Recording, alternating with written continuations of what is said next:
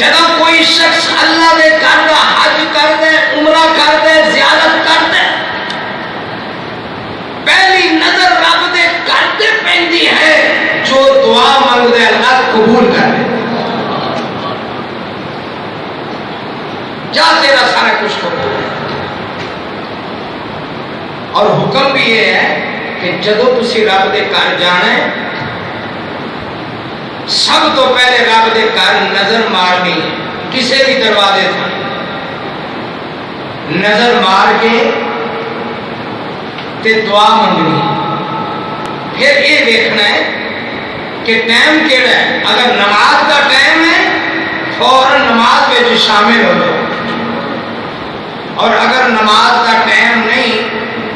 تے 2 رکعتاں نفل پڑھ کے، اینو مسجد دے نفل کہہ لو، وضو دے نفل کہہ لو، عمرے دے حج دے نفل کہہ لو،